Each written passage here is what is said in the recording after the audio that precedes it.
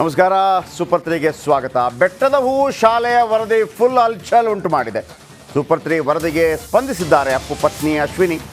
Phone ಮಾಡಿದರು, ಇಲ್ಲ ಒಳ್ಳೆಯದಾಯಿತು, ನನ್ನ ಗಮನಕ್ಕಿತ್ತು, ನಾನು ಕರೆಕ್ಟಾಗಿ ಅದರ ಬಗ್ಗೆ ಏನು ಮಾಡಬೇಕು ಅದನ್ನು ಮಾಡ್ತೀನಿ ಅಂತ ಹೇಳಿದ್ದಾರೆ. ಶಾಲೆ ರಿಪೇರಿಗೆ ಪವರ್ ಸ್ಟಾರ್ ಫ್ಯಾನ್ಸ್ ಎಂಟ್ರಿ ಕೊಟ್ಟಿದ್ದಾರೆ. ಎಲ್ಲ ಪುನೀತ್ ರಾಜ್ಕುಮಾರ್ ಅಭಿಮಾನಿಗಳೇ ನಾವು ಮಾಡ್ತೀವಿ ಸರ್ ಅಂತ 2-3 ಹೆಸರಿದೆ, ನಾನು ಇನ್ನೂ ಹೇಳಲ್ಲ, ಮಾತಾಡ್ಕೋತೀನಿ. ಜೈ ಫೌಂಡೇಶನ್ನ ಜಯಕುಮಾರ್ ಅನ್ನೋರು, ಇಲ್ಲ ಸರ್ ಫುಲ್ ಶಾಲೆ ನನಗೆ ಬಿಟ್ಬಿಡಿ, ನಾನು ಮಾಡ್ಕೊಡ್ತೀನಿ. ಇನ್ನೊಬ್ಬರೇ ಸರ್ ನಮಗೆ ಬಿಟ್ಬಿಡಿ ಸರ್, ನಾನು ಮಾಡ್ಕೊಡ್ತೀನಿ. ಇನ್ನು ಕೆಲವರು ನಾವು ಪಾರ್ಟ್ ಆಗ್ತೀವಿ ಅಂತೇಳಿ. ಹಾಗಾಗಿ ನಾನು ಮೊದಲಿಂದಲೂ ಹೇಳಿದೆ, ನಾನು ಅದನ್ನು ಹೆಂಗೆ ಡಿಸೈಡ್ ಮಾಡಬೇಕು ಏನು ಡಿಸೈಡ್ ಮಾಡಿಲ್ಲ. ಪುನೀತ್ ರಾಜ್ಕುಮಾರ್ ಅವರ ಪತ್ನಿ ಮೊದಲು ಕೇಳಿದ್ದಾರೆ, ಬಟ್ ನಮ್ಮ ಸೈಡಿಂದ ಅದನ್ನು ಏನು ಮಾಡಬೇಕು ಅದಕ್ಕೆ ಪೂರ್ಣವಾಗಿ ತಗೊಳ್ಳೋದಕ್ಕೆ ರೆಡಿ ಇದ್ದೀವಿ ಅಂತೇಳಿ.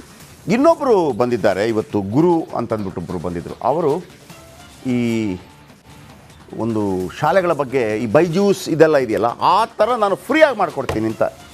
ಕೇವಲ ಈ ಶಾಲೆ ಅಲ್ಲ, ಎಲ್ಲ ಶಾಲೆಗೆ ನೋಡಿ, ಒಳ್ಳೆ ಮನಸ್ಸಲ್ಲಿ ನಾವು ಆಲೋಚನೆ ಮಾಡಿದ್ರೆ ಎಲ್ಲವೂ ಅದ್ಭುತವಾಗಿ ಬರುತ್ತೆ ಅಂತ. ಇನ್ನೂ ಒಂದು ವಿಚಾರ ಏನಪ್ಪ ಅಂತಂದರೆ,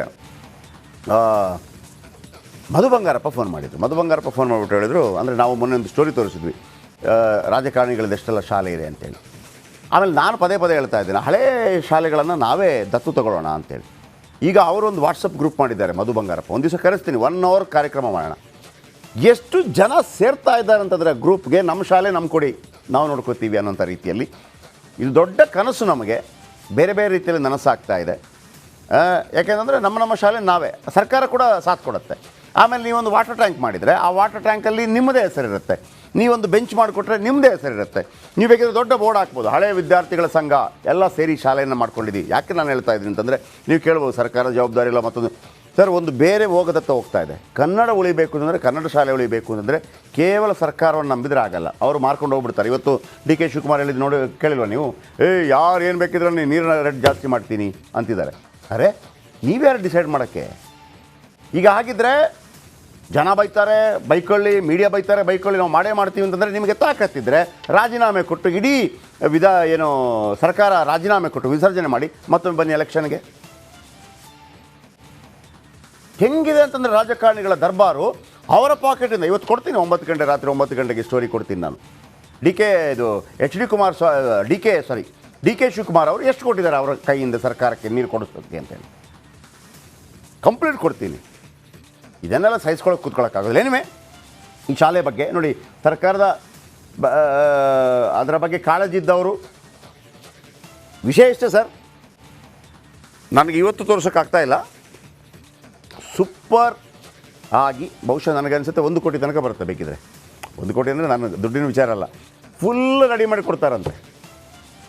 ಫುಲ್ ರೆಡಿ ಮಾಡಿಕೊಡ. ನಾನು ಇನ್ನೂ ಮಾತಾಡಿಸಿಲ್ಲ, ಈ ಮೂಡ ಗಿಡ ವಿಚಾರಕ್ಕಾಗಿ ಸ್ವಲ್ಪ ಬ್ಯುಸಿಯಾಗಿದೆ. ಓಕೆ, ಸರಿ, ಆಗಿದ್ರೆ ನೆಕ್ಸ್ಟ್ ಸ್ಟೋರಿಗೆ ಹೋಗೋಣ.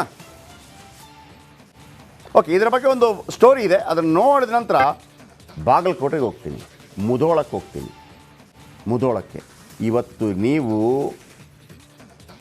ಯಾವ ರೀತಿ ರೊಚ್ಚಿಗೇಳ್ತೀರಿ ಅಂತಂದರೆ, ನಿಮ್ಮನ್ನು ರೊಚ್ಚಿಗೇಳಿಸ್ಬೇಕು ಅಂತಲ್ಲ, ನಿಮ್ಮ ರಾಜಕಾರಣಿಗಳ ಬಗ್ಗೆ ಚೀತು ಅನ್ಬೇಕು ನೀವು. ಅವ್ರನ್ನ ತೋರಿಸ್ತೀನಿ ಆ ಘಟನೆ. ಅದಕ್ಕಿಂತ ಮೊದಲು ಪುನೀತ್ ವಿಚಾರವಾಗಿ ಈ ಸ್ಟೋರಿ ನೋಡ್ಕೊಂಬನ್ನಿ. ರಾಜಕುಮಾರ ಪುನೀತ್ಗೆ ರಾಷ್ಟ್ರ ಪ್ರಶಸ್ತಿ ತಂದುಕೊಟ್ಟ ಬೆಟ್ಟದ ಹೂವು ಚಿತ್ರವನ್ನ ಇದೇ ಶಾಲೆಯಲ್ಲಿ ಶೂಟ್ ಮಾಡಲಾಗಿತ್ತು. ಈ ಸ್ಕೂಲ್ ಚಿಕ್ಕಮಗಳೂರಿನ ಕೆಮ್ಮಣ್ಣುಗುಂಡಿಯ ಅತ್ತಿಗುಂಡಿಯಲ್ಲಿದೆ. ಹೂವು ಸಿನಿಮಾದಲ್ಲಿ ಇದೇ ಶಾಲೆಯ ಶರ್ಲಿ ಮೇಡಮ್ಗೆ ಹೂವು ತರ್ತೀನಿ ಅಂತ ಅಪ್ಪು ಹೇಳ್ತಿದ್ರು. ಆದ್ರೆ ಈ ಗವರ್ಮೆಂಟ್ ಸ್ಕೂಲ್ ಮಳೆಯ ಹೊಡೆತಕ್ಕೆ ನಲುಗಿ ಥಟ ಅಂತ ಸೋರ್ತಾ ಇದೆ. ಇಲ್ಲಿ 2 ಕೊಠಡಿಗಳಿದ್ದು ಟಾರ್ಪಲ್ ಹಾಕಿ ಪಾಠ ಮಾಡಲಾಗ್ತಿದೆ. ಸರ್ಕಾರ ಆಲೋಚನೆ ಮಾಡಬೇಕು, ಅಭಿಮಾನಿ ಸಂಘಗಳು ಆಲೋಚನೆ ಮಾಡಬೇಕು. ನಾವು ಅಲ್ಲಿ ಆ ಪುನೀತ್ ಹೋಗಿ ಬಂದ ದೃಶ್ಯಾವಳಿಗಳಿದೆ. ಬಾಕಿ ಟೈಮಲ್ಲೆಲ್ಲ ನಾನು ಹೇಳಿದ್ನಲ್ಲ, ನನಗೆ ಇಂಥದ್ದು ಬಂದಾಗ ಯಾಕಾಗಿಲ್ಲ ಅಂತೇಳಿ ನಾನು ಒಂಥರ ಏನು ಹಿಂಗೆ ಟೇಬಲ್ ತಟ್ಟೆ ಆದರೂ ಮಾಡ್ತಾ ಇರ್ತೀನಿ. ಇವತ್ತು ನನಗೆ ಹಂಗೆ ಆಗ್ತಿಲ್ಲ, ನನಗೆ ಕಷ್ಟ ಆಗ್ತಿದೆ. ರಿಪಬ್ಲಿಕ್ ಕನ್ನಡಕ್ಕೆ ಕರೆ ಮಾಡಿದ ಅಪ್ಪು ಅಭಿಮಾನಿಗಳು, ಸರ್ ನಿಮ್ಮ ಜೊತೆ ನಾವಿದ್ದೇವೆ ಅಂತ ಭರವಸೆಯ ಮಾತಾಡಿದ್ರು. ಅಪ್ಪು ಅವರ ಫ್ಯಾನ್ ಆಗಿರುವಂಥ ಒಳ್ಳೆ ಧನಿಕರು ಯಾರಾದರೂ ನೋಡಿದರೆ, ಇಲ್ಲ ಸರ್ ಒಂದು 25 ಲಕ್ಷ ಕೊಡೋಣ ಅದಕ್ಕೆ ಮಾಡೋಣ ಅಂತ ಹೇಳೋರು ಬಂದರೆ ಭಾಳ ಒಳ್ಳೆಯದು ಅಂತೇಳಿ ನಾನು ಪ್ರಾರ್ಥಿಸ್ತಾ ಇದ್ದೀನಿ. ನಾವು ಅಶ್ವಿನಿ ಮೇಡಮ್ ಹತ್ರ ನಾವು ಮೀಟಿಂಗ್ ಮಾಡಿ ಸರ್, ಅದನ್ನ ನಾವು ಅದ್ರ ಕೈಲಾದಷ್ಟು ಎಷ್ಟಾಗುತ್ತೆ ನಾವು ಅಭಿಮಾನಿ ಕಡೆಯಿಂದ. ಹಾಂ ಸರ್, ಇವಾಗ ಇಲ್ಲಿಂದನೇ ಶುರುವಾಗ್ಲಿ ಸರ್. ಸ್ಥಳೀಯ ಶಾಲೆಯ ಆಡಳಿತ ಮನಸ್ಸು ಮಾಡಿದ್ರೆ ಇದು ಕೆಲವೇ ದಿನಗಳ ಕೆಲಸ. ಆದ್ರೆ ದಪ್ಪ ಚರ್ಮದ ಅಧಿಕಾರಿಗಳು, ನಿರ್ಲಕ್ಷ್ಯವನ್ನೇ ಮೈಗೂಡಿಸಿಕೊಂಡಿರೋ ಜನಪ್ರತಿನಿಧಿಗಳು ಇತ್ತ ಕಣ್ಣೆತ್ತಿ ಕೂಡ ನೋಡ್ತಿಲ್ಲ. ಆದ್ರೆ ಸೂಪರ್ 3 ಮಾತ್ರ ಸುಮ್ಮನೆ ಬಿಡಲ್ಲ. ಕೆಲಸ ಮಾಡಿಯೇ ಮಾಡಿಸ್ತೀವಿ. ನೀವು ನಮ್ಮ ಜೊತೆ ಇರಿ. ಚೇತನ್ ಪದ್ಮಶಾಲಿ, ರಿಪಬ್ಲಿಕ್ ಕನ್ನಡ, ಚಿಕ್ಕಮಗಳೂರು. ಒಂದು ಪುನೀತ್ ಅವರ ಶಾಲೆ ಅಂತ ಒಂದು ಅಭಿಮಾನ, ಅಂದರೆ ಸಿನಿಮಾ ಟೈಮಲ್ಲಿತ್ತು ಅಂತೇಳಿ. ಎರಡನೇದೇನಪ್ಪ ಅಂತಂದರೆ ಉಳಿದ ಸರ್ಕಾರಿ ಶಾಲೆಗಳ ಅವಸ್ಥೆ ಏನು ಅಂತೇಳಿ. 40 45 50 ಸಾವಿರ ಶಾಲೆಗಳಿದೆ ನೋಡಿ. ನಿಮಗೊಂದು ಹೊಸ ಒಳ್ಳೆ ಸುದ್ದಿ ಕೊಡ್ತೀನಿ. ಮಧು ಬಂಗಾರಪ್ಪ ಅವ್ರು ಫೋನ್ ಮಾಡಿದರು. ಅವರು ಕೂಡ ಎಷ್ಟು ಖುಷಿಯಾಗಿದ್ದರು ಅಂತಂದರೆ, ನಾನಿದ್ರು ಪಾಲಿಟಿಕ್ಸ್ ಮಾತಾಡ್ತಾ ಇಲ್ಲ, ದಯವಿಟ್ಟು ನನಗೆ ಈ ಅರ್ಧ ಗಂಟೆಯಲ್ಲಿ ಪಾಲಿಟಿಕ್ಸ್ ವಿಚಾರಣೆ ಇಲ್ಲ ನಮಗೆ. ನಮ್ಮ ಸಮಾಜದ ಒಳಿತಿಗಾಗಿ ಯಾವನು ಒಳ್ಳೆ ರೀತಿಯಲ್ಲಿ ಆಲೋಚನೆ ಮಾಡ್ತಾರೆ ನೋಡಿ ಸರ್. ಸರ್ಕಾರಿ ಶಾಲೆಗಳನ್ನು ಅಭ್ಯುದಯ ಮಾಡುವಂಥ ಒಂದು ಪ್ಲ್ಯಾನ್ ಹಾಕ್ಕೊಂಬರ್ತಾ ಇದ್ದೀವಿ ನಾವು. ಸರ್ಕಾರಿ ಶಾಲೆಗಳನ್ನು ಹೆಂಗೆ ಅಭ್ಯುದಯ ಮಾಡಬೇಕು ಅಂತೇಳಿ. ಮಧು ಬಂಗಾರಪ್ಪ ಅವರಂತೂ ಅದ್ರ ಒಂಥರ ಹೆಂಗೆ ರೆಡಿಯಾಗಿದ್ದಾರೆ ಅಂತಂದರೆ, ಕರ್ಕೊಂಬರ್ತೀನಿ ನೋಡಿ, ನಿಮಗೆ ಆಶ್ಚರ್ಯ ಆಗುತ್ತೆ.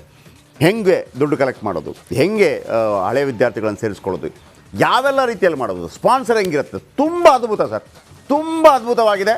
ನನಗಿವತ್ತು ಅದನ್ನು ರೆಡಿ ಮಾಡ್ತಾ ಇದ್ದೀನಿ. ನಾನು ಬರ್ತೀನಿ, ನಿಮ್ಮ ಹತ್ರ ಮಾತಾಡ್ತೀನಿ. ನಾವೆಲ್ಲ ಸೇರಿ ಇಡೀ ಭಾರತ ದೇಶಕ್ಕೆ ನಾವು ಹೇಳಬೇಕು ನೋಡಿ ಹೆಂಗೆ ಕಟ್ಕೊಂಡಿದ್ದೀವಿ ನಮ್ಮ ಕನ್ನಡ ಶಾಲೆಗಳನ್ನು ಅಂತೇಳಿ. ಆ ಟೈಮ್ ಬಂದೇ ಬರುತ್ತೆ. ಓಕೆ, ಈಗ ಒಂದು ಸಮಸ್ಯೆಯ ಬಗ್ಗೆ ಬಂದಿದ್ದೀನಿ. ಏನಿದು? ಬಾಗಲಕೋಟೆ. ಈ ಸುದ್ದಿ ಬ್ಲಾಸ್ಟ್ ಆದರೆ ಅಲ್ಲೋಲ ಕಲ್ಲೋಲ ಆಗಿಬಿಡುತ್ತೆ. ಇಲ್ಲಿ BJP, ಕಾಂಗ್ರೆಸ್, JDS ಎಲ್ಲರೂ ಪ್ರಯತ್ನ ಪಟ್ಟರೆ ಆಗುತ್ತೆ. ಪ್ರಯತ್ನ ಪಡಿಲ್ಲ ಅಂದರೆ ಇವರೆಲ್ಲರೂ ಕೂಡ ಕಳ್ಳರು.